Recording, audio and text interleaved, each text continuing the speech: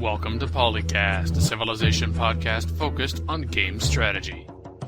DanQ, Makahlua, TheMeInTeam, QNL, with guest co-host Onandoga. Alright, so I'm going to start the broadcast and then Phil, the introduction after the theme song. Oh, there's a Maggie! Oh my god, your voice just went like, woo! It's Maggie, oh my god! It went up at least 2 octaves. 50% more estrogen. Actually, 100% more estrogen. Yes. Welcome to episode 117. I'm Makahlua, who still needs more caffeine, and with me, of course, is DanQ. Yo, home slice! Oh god, don't do that. You're too white to do that. TheMeInTeam. Have I got some units for you? And Lisa Payne, QNL. Hello!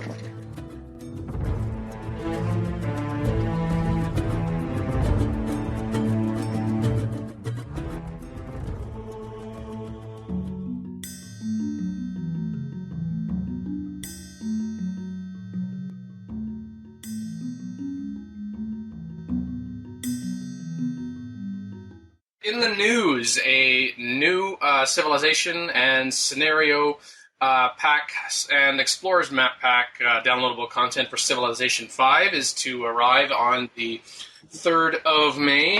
We assume the pricing point is going to be comparable to what the other DLC has been, although I don't think that specifically has been announced. But more to the point, it's the Denmark civilization and the Explorers map pack. I'm going to talk about the map pack first. We do have some audio clips with regards to the Denmark civilization. But before that, the Explorer map pack, we're looking at 10 single-player maps. 5 of the maps are based on real-world locations chosen for their historical interest and gameplay possibilities. The remaining 5 are scripted map environments. Change from game to game, but will focus on exciting gameplay theme, such as Sandstorm and Amazon, and from the Caribbean to the Bering Strait. Quote, these maps will give skillful Civilization 5 players new lands to conquer, unquote. So I'm not sure what more to be said about that until we actually get a chance to play them. And also, Danish Norwegian ski infantry. What?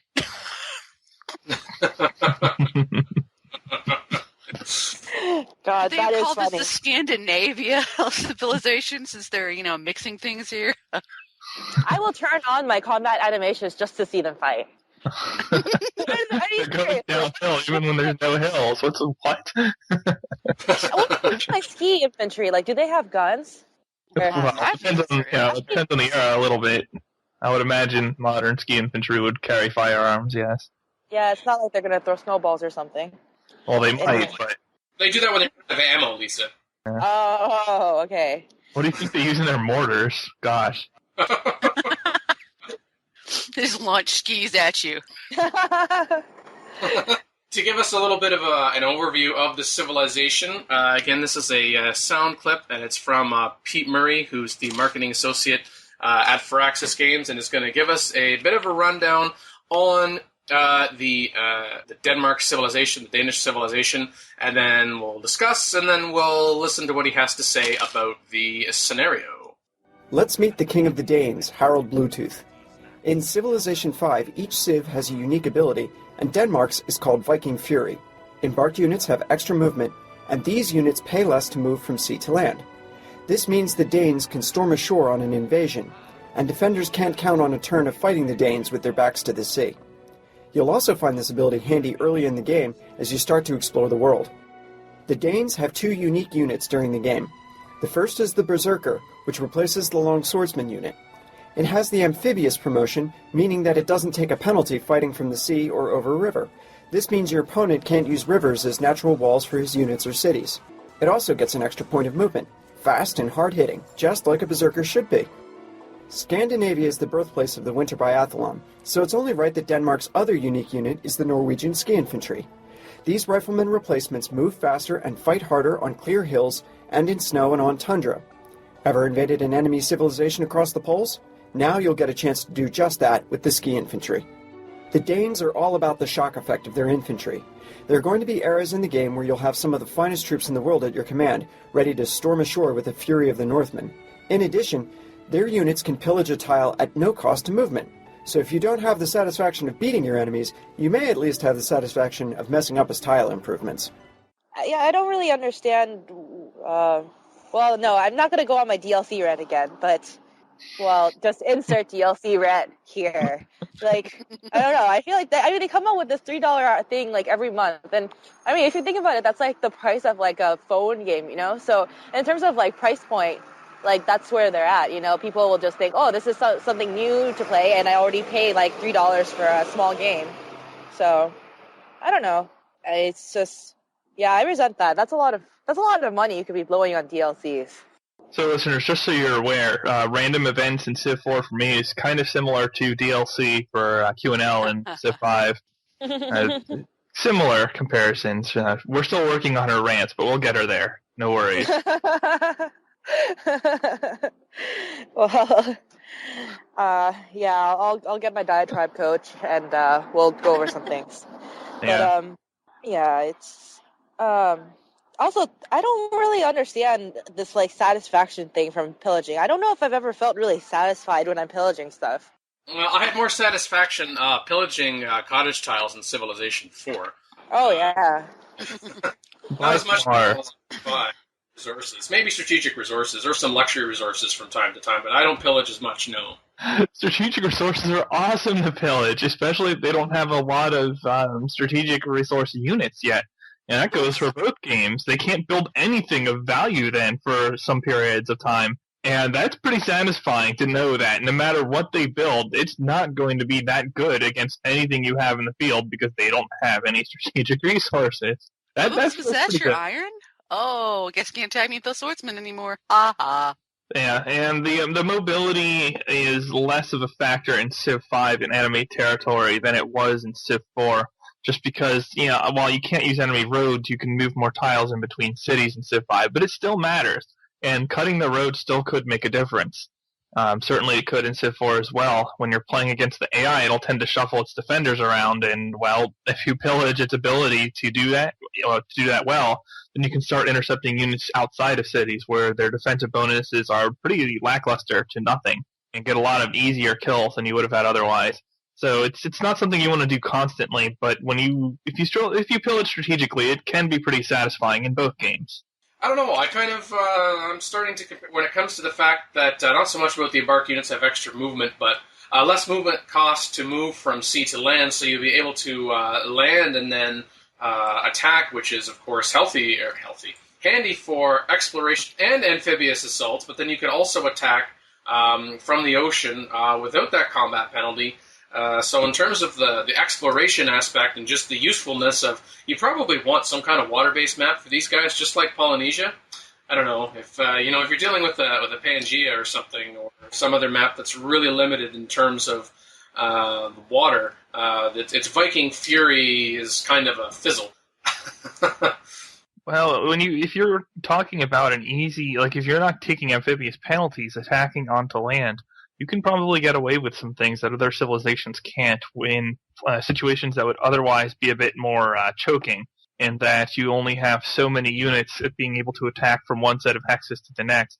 Now you effectively have an additional hex from which you can attack and maneuver, and as long as you're careful about not getting your units picked off at sea, you can do pretty well with that. You know, I was just thinking, like, I bet that like the release of this civilization has something to do with the release of Thor, like next week. You know that Thor's coming out. I mean, come on. I mean, I hope you're wrong. That's a funny thought for certain. Product placement.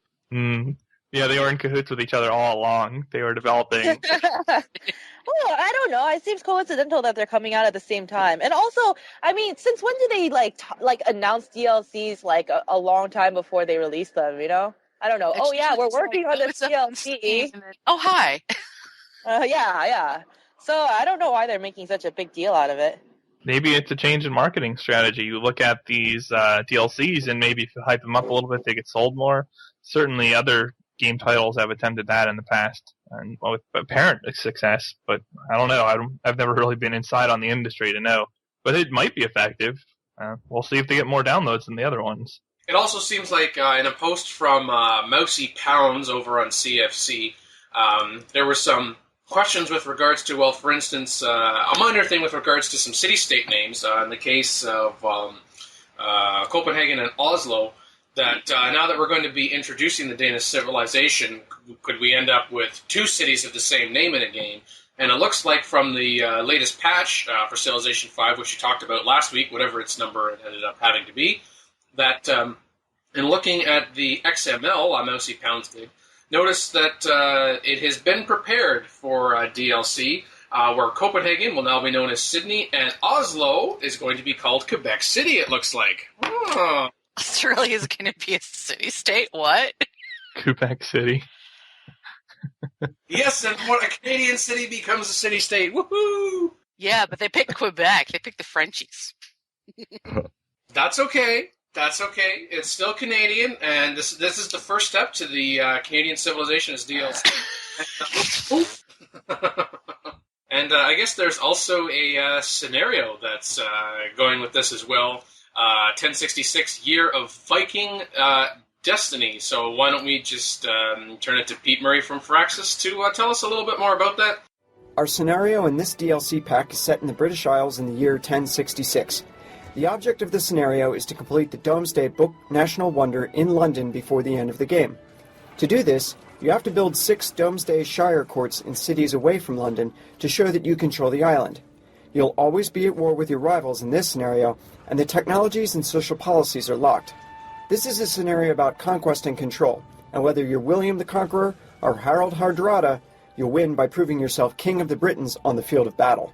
Okay, in fairness, you probably don't want to ask me what I think about this scenario, because I'm not a scenario person, so I'm just going to go, meh. I have no opinion. I have an opinion.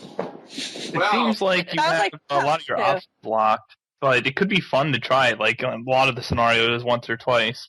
But we'll just have to wait until we see it as well, because sometimes you get unexpected depth in these things. I wouldn't hold my breath for a scenario that's locking a lot of your options in the game, but maybe. And certainly it'll be something different as a change-up to look at.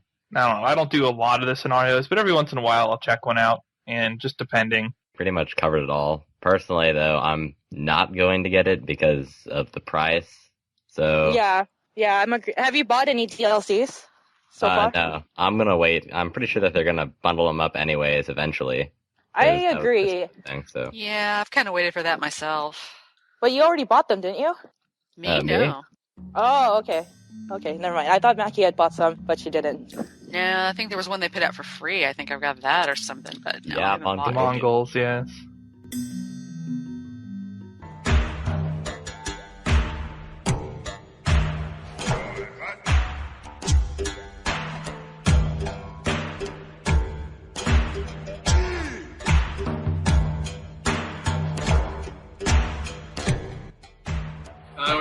Let me try my ability here at a segue. Speaking of finding Sydney and Quebec City, I find myself doing almost no exploring as a thread started by Red Ralph on the 2K forums. I can't work out the gameplay reasons for it, but in Civ 5, I do a hell of a lot less exploring than I did in Civ 4. Anyone else notice this? Quote unquote. I have noticed that I disagree with you. Yeah, what are you doing not exploring?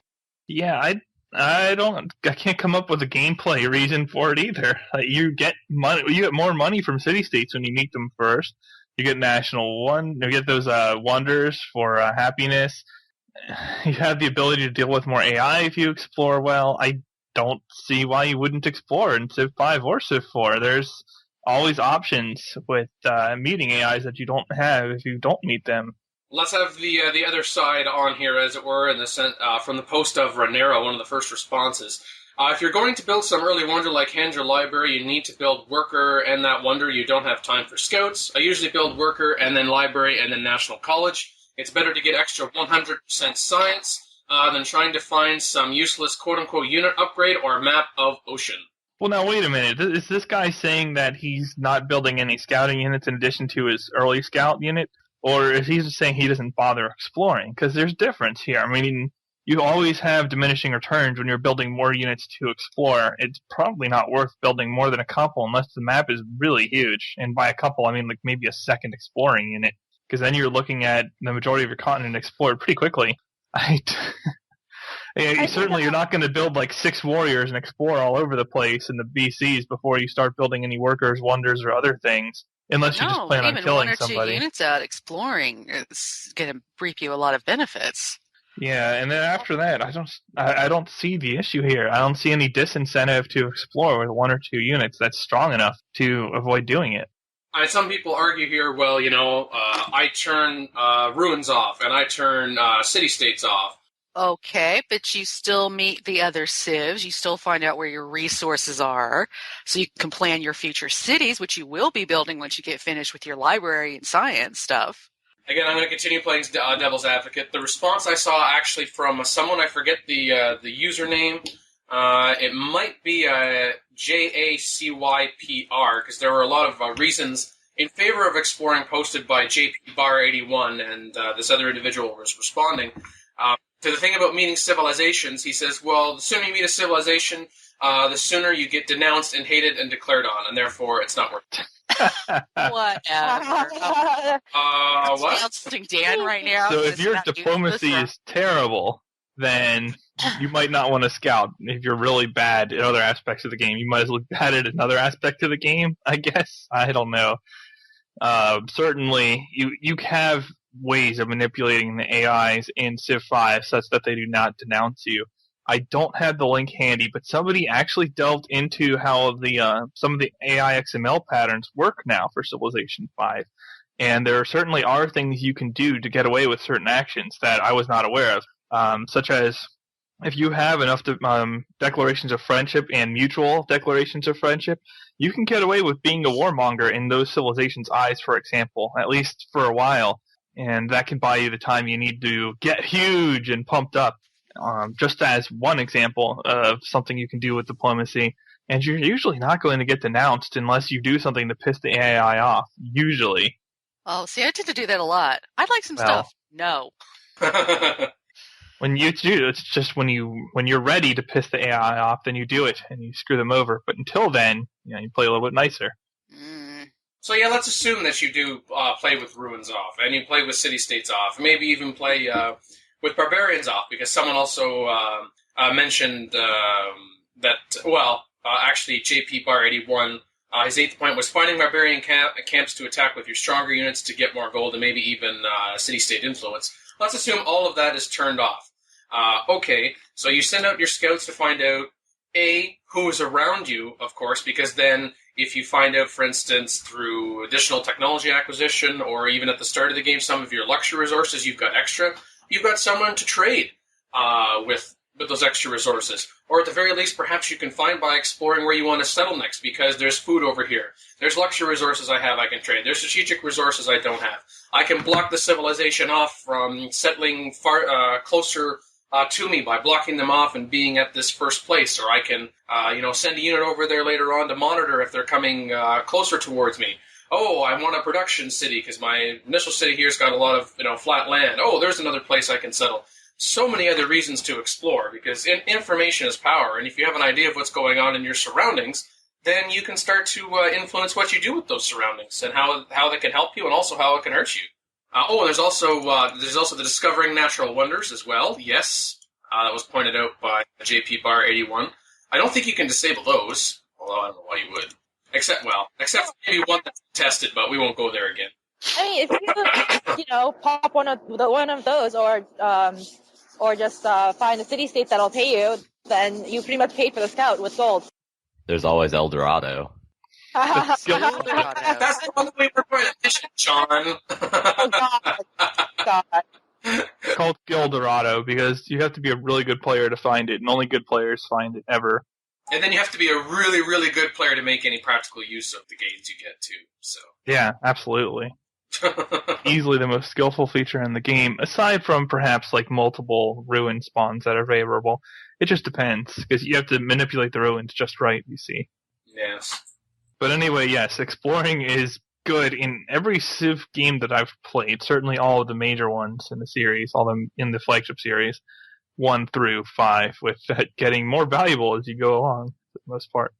Yeah, I think it's, I think because of the greater yield from all those things you can find with scouts in Civ 5. Yeah, I think you should. I think there's even more advantages to scouting in this version than the last.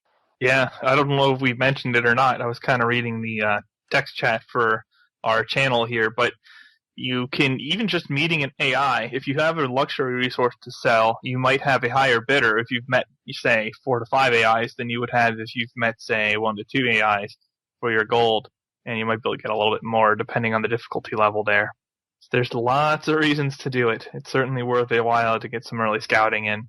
So it might take you, depending upon the speed difficulty, maybe 3, 4, 5, 6, 7 turns, something like that, but what you're going to gain potentially either in the immediate moment, so okay, with ruins, finding barbarian camps, finding city-states, or even if you turn that off, the longer term, the fact that, especially with the scouting, and so when we say actually exploring, we are referring to the scouting unit because it ignores a terrain penalty. And yeah, it's true, the higher difficulty level you go, especially if particularly if barbarians are on, the greater the chance is that they're going to meet an untimely demise. And sometimes, occasionally, they could get killed pretty quickly. And then you feel like, oh, I did waste all those turns. But I would say that would be the exception rather than the rule. And I will typically build 2 scouts myself to start off with, one to go in one direction and one to go in another direction.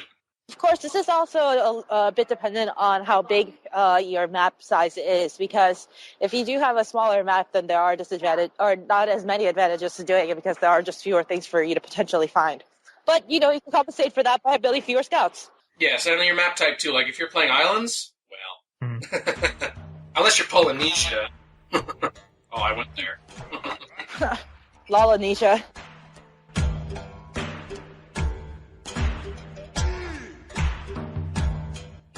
By JP Bar 81, and according to the XML, it just basically displays what the points are, like 8 points per city, 4 points per population, and the whole poll is whether or not it should be changed or not, since both scores can just get like boosted, especially about wonder bloating. It is true that when you take a victory by conquest or domination, you usually end up with a higher score than by other means. I've always wanted, and I'm not sure if it's actually possible, for score to be more indicative of the civilizations who are likely to win. So often in all of the Civ titles, human players could come back from like less than half the AI score to go on and win the game. And, that's fine because the AI is stupid.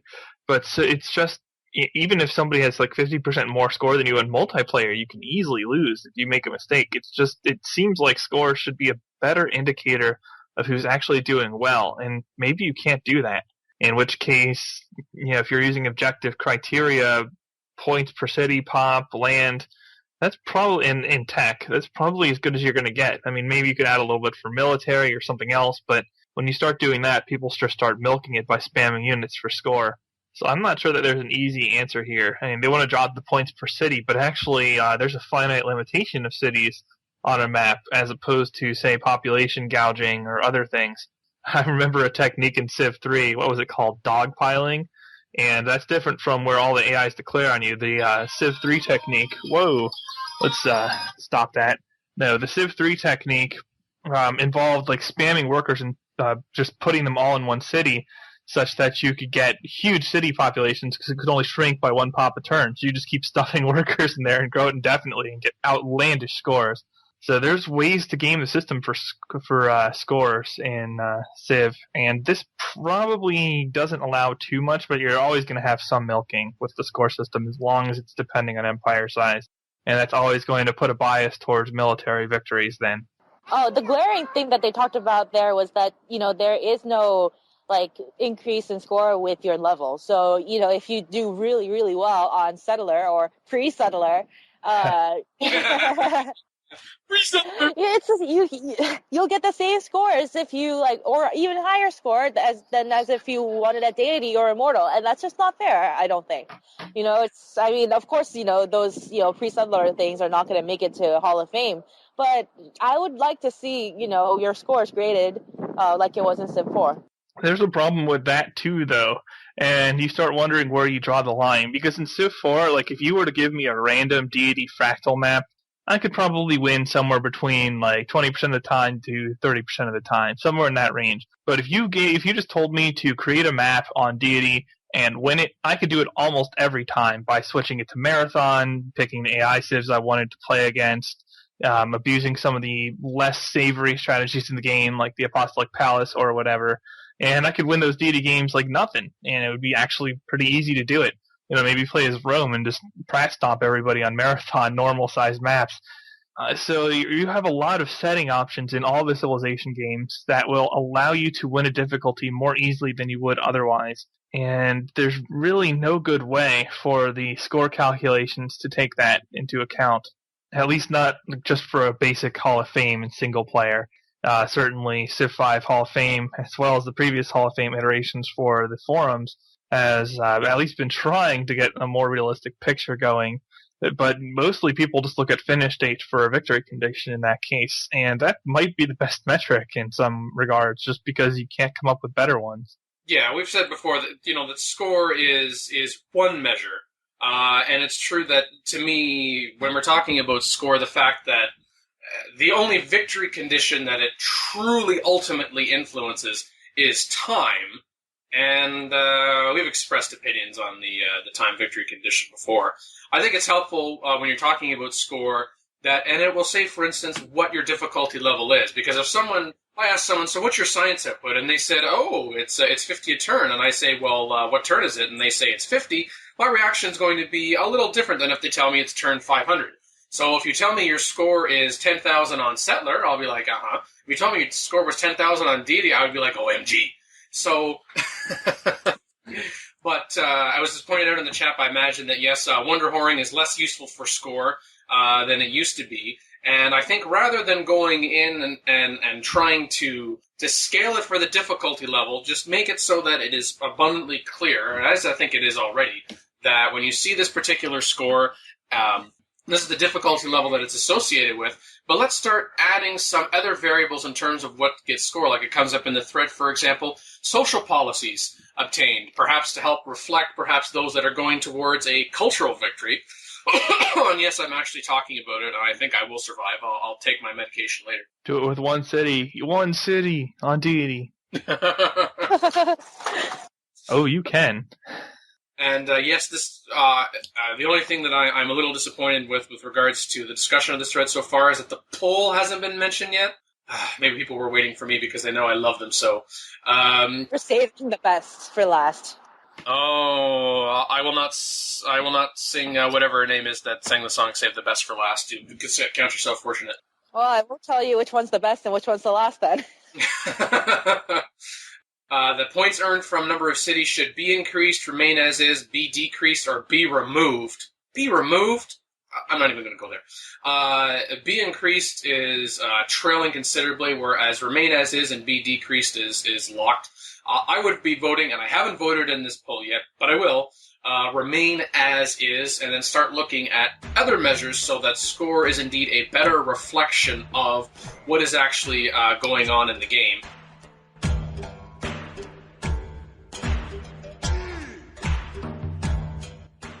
Okay, and then I guess we actually are going to be talking about the previous Civilization title. Oh my. Woo! Under Forum Talk, I think Lisa would like to introduce that topic. I think that's what that sound was. This topic by Jim Otto fan is called How Do You Stop a Strike? By the way, we're also sponsored by Jim Otto. I was doing fine, and then I found a new continent, and we started colonizing like crazy. I got to the point where my units were disbanding, and it said strike. So I turned a couple of the bigger cities onto wealth, and now I have extra money, but it still says strike. How do I stop the strike? Probably press enter. Yeah, that would do it. That's my advice. Certainly. Anytime your gold income is greater than your expenses, and the number is green at the top left of the screen there, you'll stop strike by ending the turn. and that's good to know. But really, I think the more useful thing to take away from striking is if you're going on a major military conquest, to plan for the possibility of it ahead of time. Especially if you're going with an early rush, your options such as courthouses, such as building wealth, with the currency technology, are very limited, and you're going to have to you have to prepare so that you don't just lose all your units and get rolled because you don't have any military due to strike. Probably the best thing you can do if you're going on an early conquest, something like horse archers or chariots or axes, swords, maybe Rome or something, whatever, is to turn your slider down to 0% research and just stockpile some gold. And that will allow you some time after you capture cities to grow them and produce commerce. And that's the other thing you're going to want. If you're going to capture a lot of land really early in the game, you're going to want things that allow your cities to grow larger, and you're going to want the ability to get those cities onto commerce tiles. Commerce, when your slider is at 0%, will get all converted into gold. So cottages are basically all those commerce symbols you're showing are going 100% into gold while you're doing this. And if you can capture enough luxury resources, get your cities, +5 beyond what they would normally be, and work a lot of cottages, you would be surprised, even on Immortal and Deity, just how far you can get away with conquering early in the game using only that. And I've come from situations where I was like negative 50 gold per turn at 0% and actually managed not to strike, or only to strike for one turn where you do not lose any units. But you have to plan ahead and have enough gold in the bank to recover in time before you start striking. And then as you get later in the game, you do have options like state property, which takes away the distance maintenance for cities. That's very effective for conquests. You have options like building wealth, which will convert the hammers that a city's producing into gold and can very quickly help you out. Certainly running merchant is a possibility. If you get a great merchant, you can use them on a trade mission and get a lot of gold that way. That's often worth enough in terms of deficit research to get to key technologies, such as currency or alphabet or whatever. So you have some options available to you, but you do have to be aware of the potential for strike, and you do have to react to it appropriately. Usually, once you're already in strike, you're kind of screwed. I mean, you might be able to do some tile swapping if you're only losing a couple gold a turn at 0%, but otherwise, it's not so good. The only things I would add to Phil's very comprehensive answer. First off, with regards to swapping tiles, this can be a particularly fun exercise if you're in a multiplayer game and you're on a turn timer. But you just have to be faster at it, that's all. But Phil mentioned courthouses, and build a sufficient number of courthouses. Then you also want to be building your Forbidden Palace. Yes, the more extending your empire is, the more that's going to be worth. And you can make a pretty quick guesstimate of how much it's going to be worth to you based on the distant maintenance component of maintenance. And you can see that anytime you go into a city and mouse over the maintenance cost, it'll show you what proportion is from the number of cities versus from distance from palace.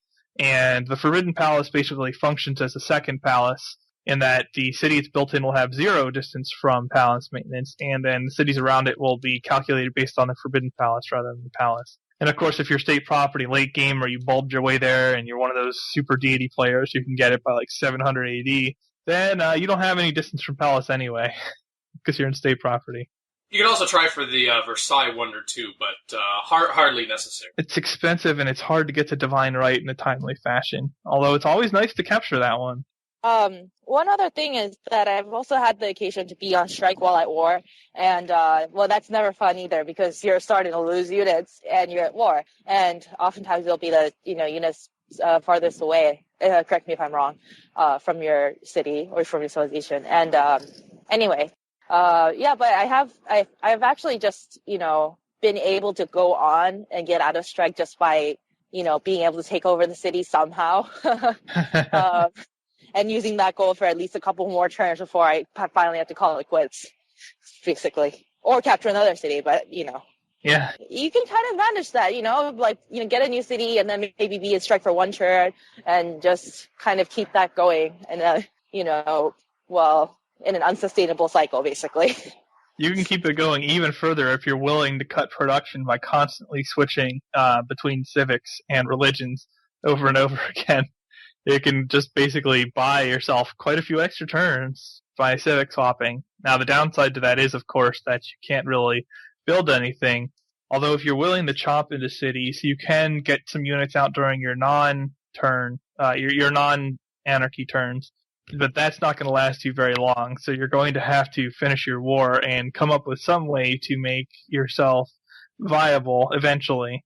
Which is why I was always curious why that was banned in the Hall of Fame, but whatever. To start a Golden Age just to get out of strike for, at least 8 turns, if not more. And that'll work out fine. Yeah.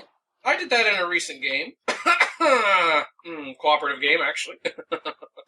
Was I in that one? I think I might remember something like that. Yeah, I was at... I have really good early conquest, and then some people were like, Dan, you took out your AI so quickly. How come you're not, farther along in the tech tree? Oh, I remember. Yeah, I remember this one. That was a custom time. This strike for, 30 turns. Oh, yes. Dan was stricken for so long, it wasn't even funny.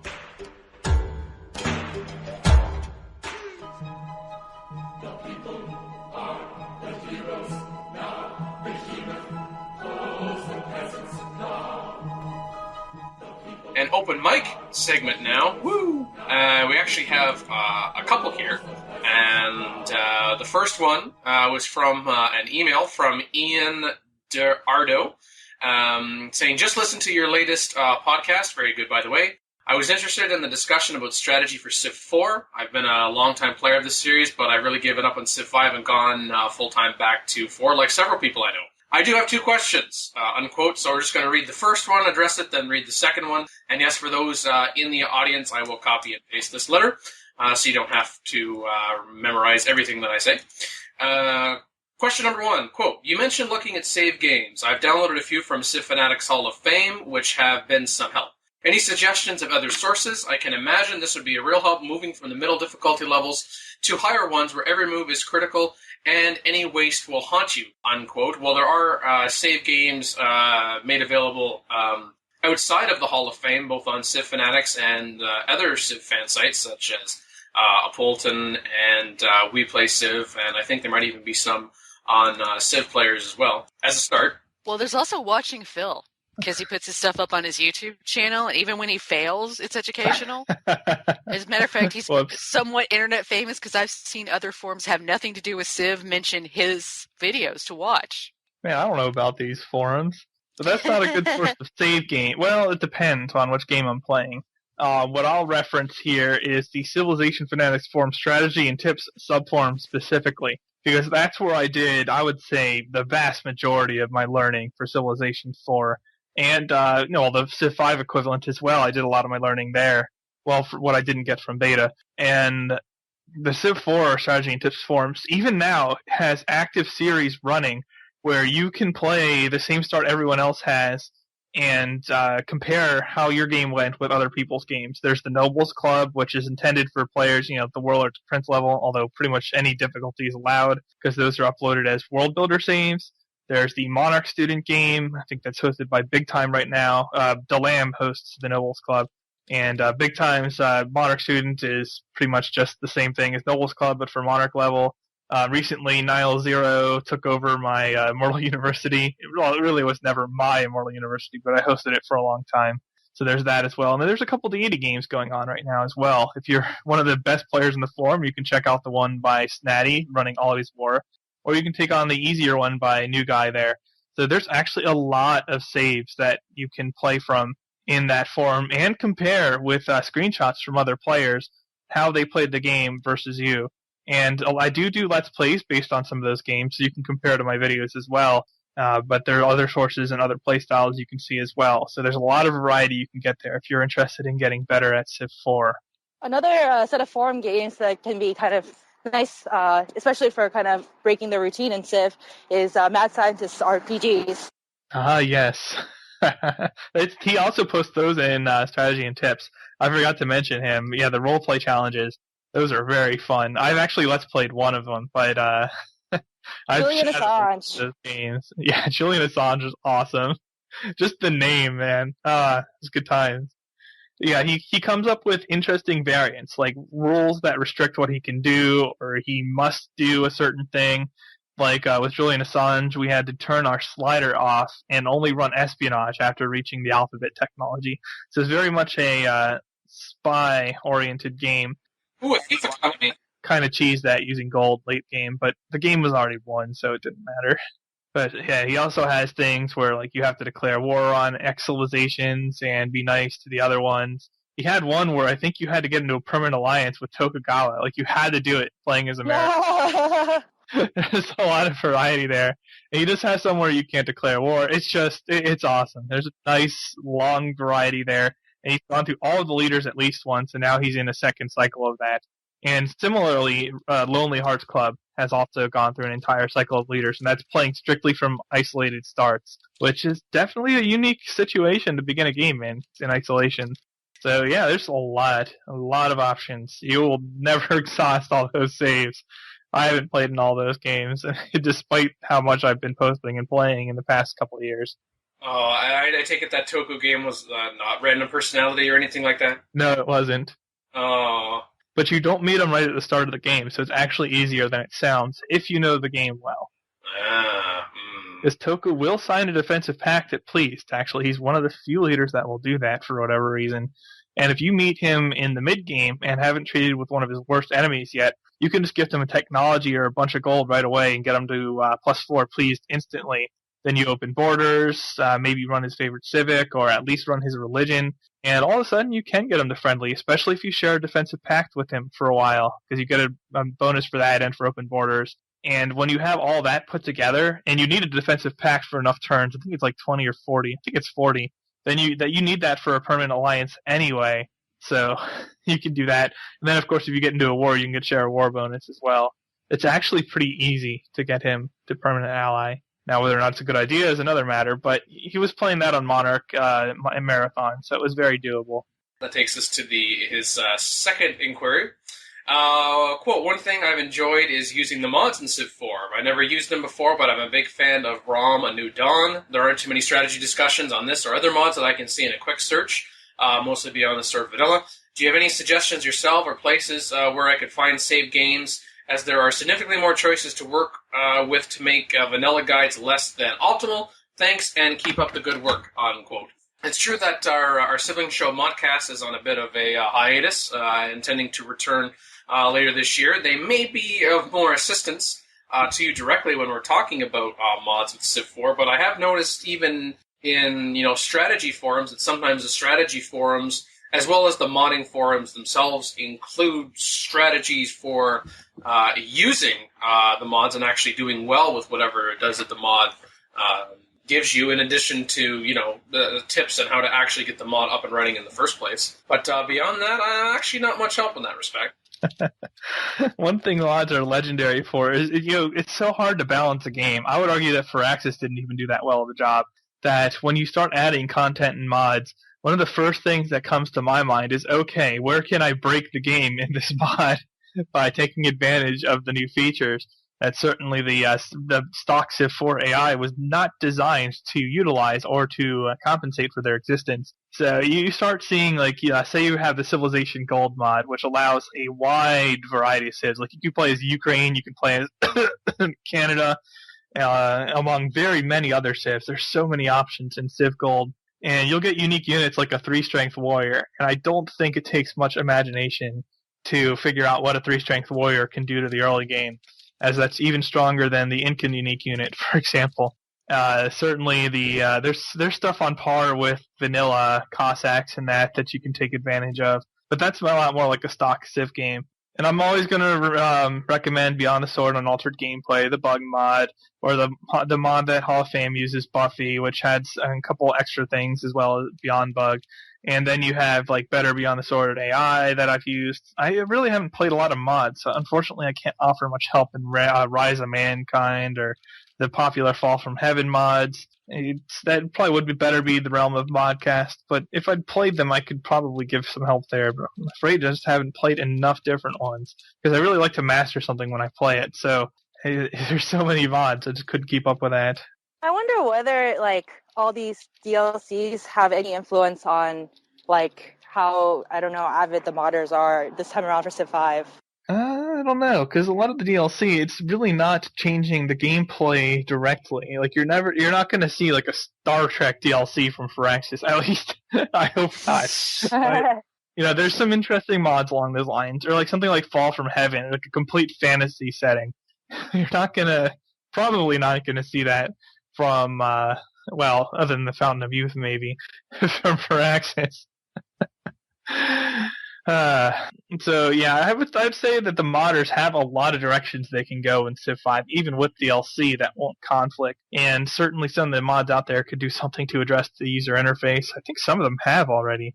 Well, I mean, with this new patch coming out, hopefully it'll be easier for modders to do their work too. Because yes, yeah, I just haven't that's been much demanded from patch to patch because the modders, it's not as easy for them as they were expecting, based on the fact that Firaxis advertised the moddability of Civ 5 to be the best ever, essentially. And certainly that has not been the case through its existence thus far. Well, I don't know. I guess maybe Firaxis is like on this kick of, letting us know about things early. Hey, there's a patch coming out someday, and there's a DLC coming out, and that's nothing to do with the release of the movie Thor coming out on May 8th. See you guys. That'd be great. You go to see that movie, and like part of the preview is, coming soon to Civilization 5. The Norwegian skiers from Denmark. Yeah. Or conversely, you get the Denmark DLC and it installs, and then there's a pop-up. Hey, do you want to find out what movie theaters are showing Thor in your area in the next little while? What? Cross-promotion.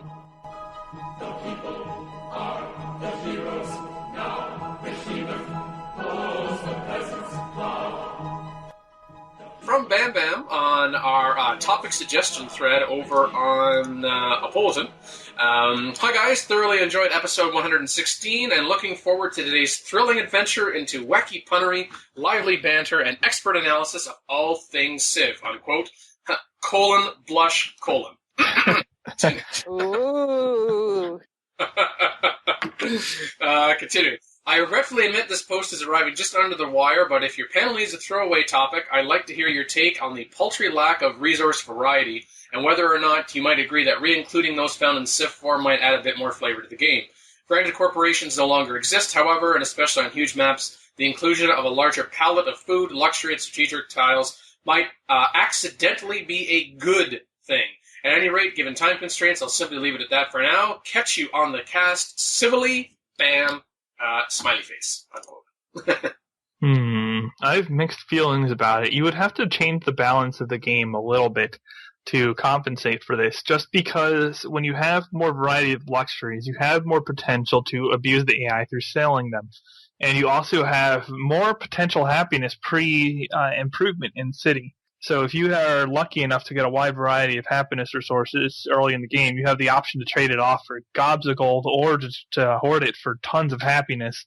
And if they could keep luck from being such a drastic factor in this sort of thing, I'd be more inclined to do it or to favor it. But I still have that concern with the spawns, because spawns have been a problem in every Civ title I've played ever. So not too happy about that. But I think it could certainly add some flavor to the game, and if they balance the game around it initially, then it would be a good thing for the game, really. I mean, they could just balance that each individual resource is less valuable from a gold or luxury standpoint, or something along those lines, and then add more of them, certainly. I'll echo what Phil has said, but also Bam Bam. It sounds like that you are looking for, more resources on the map. I'd be curious to know what map types you've been playing, because I know there are some, and admittedly I don't know off the top of my head, but you can set a resource amount either, from standard and down to even sparse. I've tried that, and I've definitely regretted that. Or you could also put it on abundant. I don't know, practically speaking, how that compares to standard. I haven't done a lot of that, and I don't know if that, even if you've tried that, perhaps you're still looking for more, but short of any other modifications to the game, that may be a setting to try to see if perhaps you prefer those map types that allow you to say resources abundant.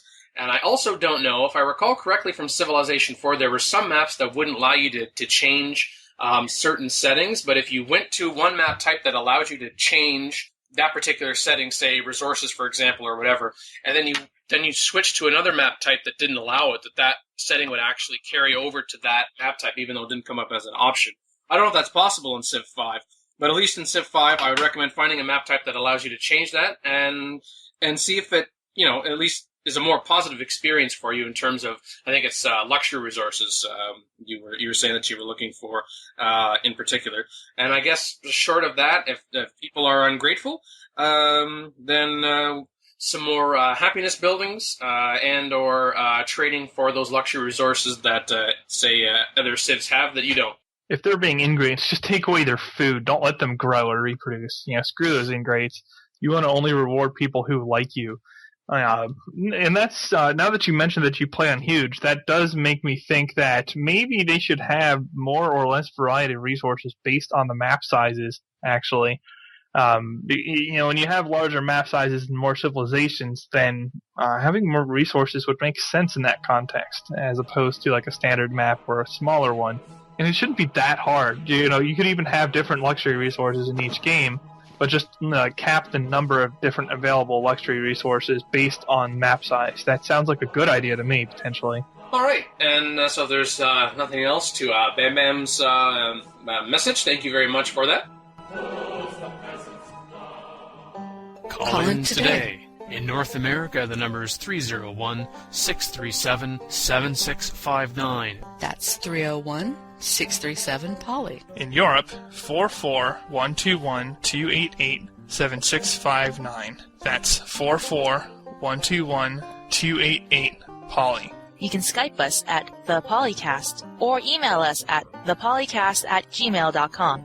The only thing worse than being talked about is not being talked about. For more information on PolyCast, our sibling shows ModCast and RevCast, or about PolyCast in general, log on to the series' official website at thepolycast.net. And at the risk of going a little off topic, when you're giving your explanation, Phil, that noise in the background, was that your cell phone? Yeah, that was. I was rather surprised, as I almost never get calls at noon on Saturday, but there you have it. I got one. Okay, so a little bit of Polycast history reference. If anyone who is listening in the chat right now knows who this is indicative of a past regular co-host, if you're able to remember an individual's name, then you will win an imaginary cookie. Ooh, cookie! I love imaginary cookie. They have the best calorie efficiency out there, those imaginary cookies. So if you can learn to enjoy them, then certainly I recommend them strongly. Disclaimer, regular Polycast co-hosts are excluded from the imaginary cookie consideration. I can come with my own imaginary cookies, thank you very much. I am skillful in that regard. The cookies are a lie. An imaginary cookie goes to Civ Colonel Mustard, or just Colonel Mustard, who correctly guessed Imran, although... kind of was coughed out a little bit ago, but yeah, we'll give you the imaginary cookie anyway, because you were on the ball with your response.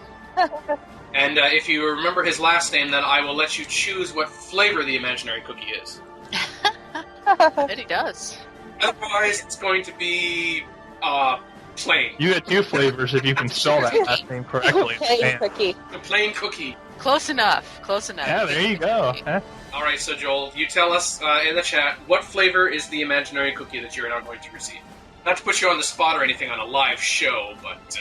We're gonna judge him on a cookie. Fruit. What? Passion. Ooh, chocolate chip. All right. An imaginary chocolate chip cookie goes to Colonel Mustard. You get the passion fruit cookie as a bonus. Woo! What's it with phones today? Shut up. Oh, someone else wanted an imaginary cookie. I turned mine off. It's almost certainly because of the NFL draft going on. Someone's calling me about that, but we'll deal with that later. Civ is more important for right now. Just for right now? Okay, I'm not gonna.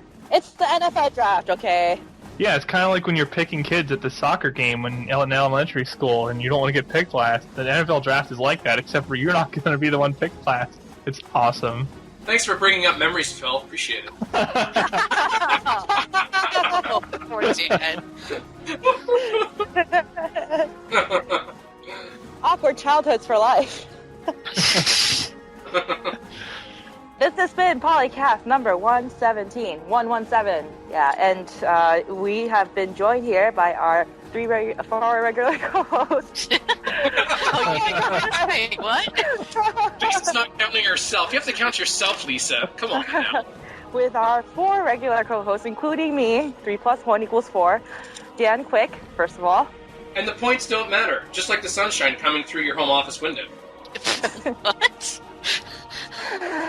And our Makahlua. Need more of the caffeine. Yes, now. Okay, thanks. Bye. And TheMeInTeam. I find myself doing all kinds of exploring. I know he doesn't mean it that way, but all right. It's the affectation. Very good film. Very good. And our guest co-host, Onandoga. Yeah. Dirt. Yeah. And of course, lastly, me, I guess. And yeah, it's been great, everybody.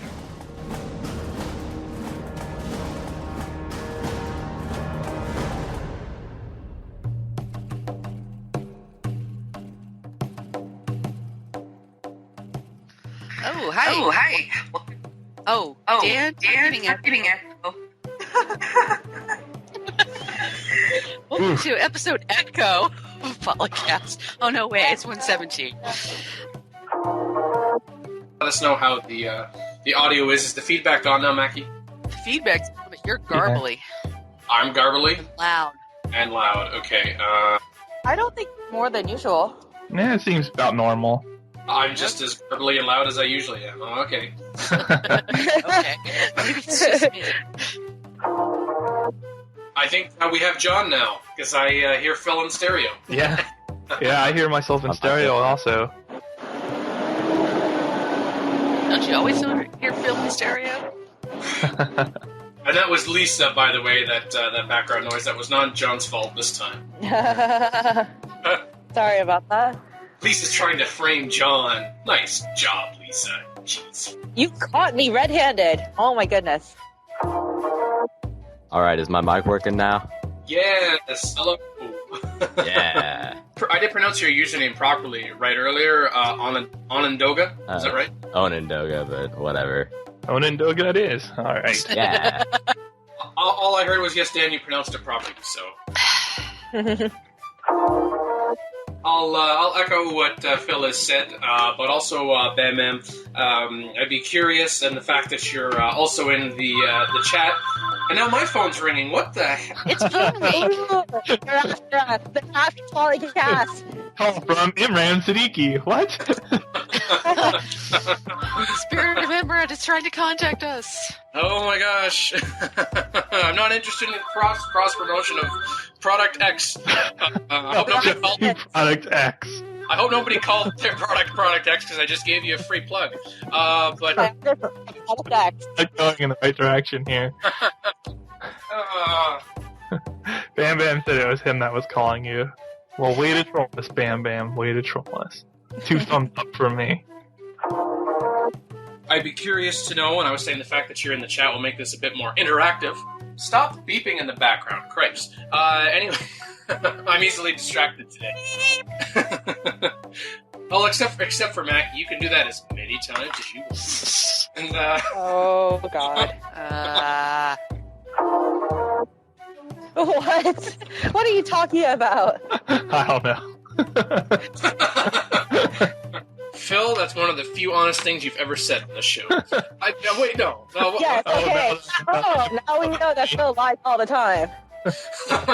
Especially when he's telling us about, peace weights and everything. Oh, yeah. Montezuma is actually really peaceful. I know. I did it the other day.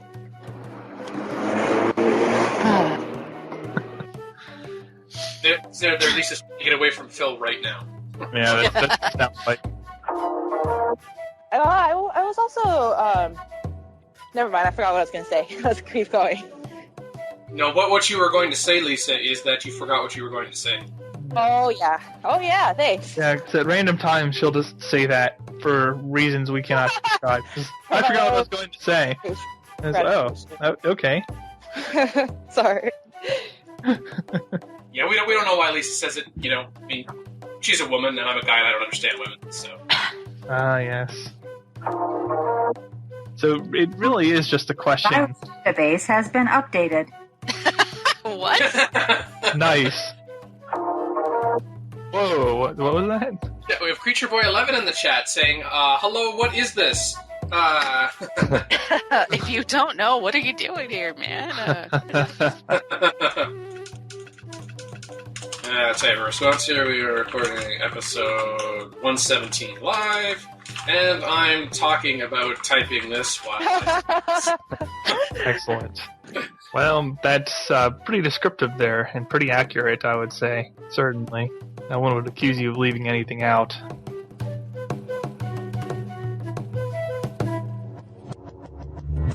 Record date April 30th, 2011. Civilization 4 and Civilization 5 sound clips. Copyright Take-Two Interactive. Copyright Civilized Communication at civcom.net.